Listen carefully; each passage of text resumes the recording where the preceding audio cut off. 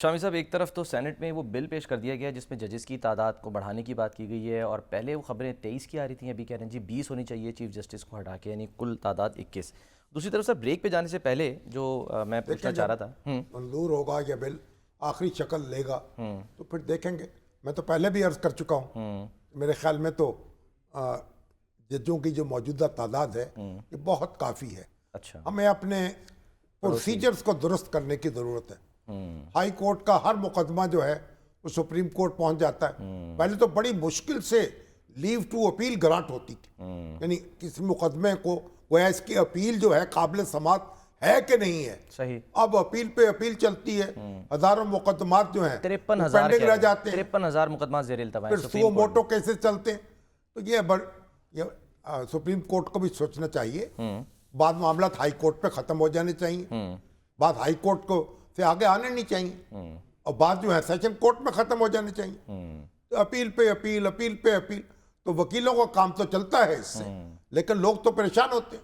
Exactly. अच्छा sir, break से पहले जो मैं पूछना चाह रहा था आपसे कि ठीक है, आज़म नज़ीर तारड़ साहब फरमा रहे हैं कि जी अब आप ये बात ख़त्म कर दें, बंद कर दें एक्सटेंशन की, लेकिन क्या कीजिए सर कि कुछ सहाफ़ी और जय्यद सहाफ़ी जो है पाकिस्तान के, मुनीफ फारूक साहब हैं, वो कह रहे हैं कि जी अभी भी ऑन द टेबल है इनकी एक्सटेंशन की बात, ये ऑफ द टेबल अभी नहीं है। चलिए, तो एक तरफ हुकूमत खुद कह रही है कि जी हमारे पास आईनी तरमीम के लिए वो नंबर गेम भी पूरा नहीं है, होगा क्या सर फिर? यानी अगर आ जाती है तो क्या कोई जादूगरी होगी? भाई अगर नौमन तेल आ गया तो राधा नाच लेगी।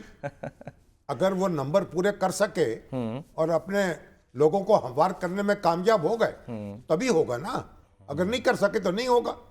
चलिए देख लेंगे। दूसरों का भी सहारा लिया जा सकता है, हैं? आज़ाद लोगों का भी सहारा लिया जा तो सकता आजाद का ले, गुलाम का ले, मतलब जो हाउस है उसमें ही आपको मामला करना होगा ना।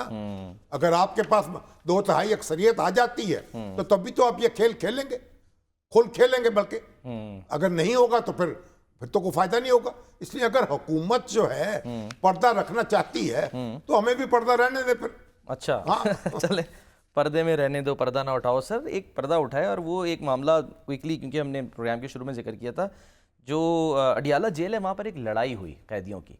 अच्छा, वो उसमें एक वाकया कैदी हलाक हो गया उसमें। सर, उसमें 29 फरवरी का ये वाकया है। उसमें जो है वो एक मतलब यानी कि हलाक नहीं, हुआ वो है। जहनी मरीज थे, जी हाँ, जिनको इकट्ठा रखा गया था एग्जैक्टली। कैदियों को, 5 शो कैदी। कॉज किसको हुआ सर? साबिक deputy superintendent Mohammad Akram supreme साहब, को जो नोटिस कि है। गायब हैं इस वक्त। चलिए वो अब वो कहाँ हैं, उनको शोकाज हुआ है तो वो जवाब भी दे लेंगे।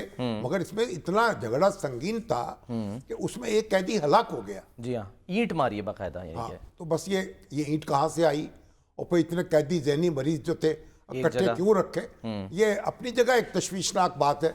लेकिन वो जो डिप्टी सुपरिटेंडेंट है बेचारा, उसने पता नहीं क्या उसने खता क्या हुई है, यानी अगर ये तो मामला था तो बड़ी आसानी से उसके खिलाफ कार्रवाई की जा सकती। हाँ, ये तो वो कह रहे हैं कि नोटिस जो दिया गया उसमें इंक्वायरी पहले कमेटी ने उसको बर्खास्तगी और भारी जुर्माने की सिफारिश कर दी थी। गायब करने की क्या जरूरत है उसको?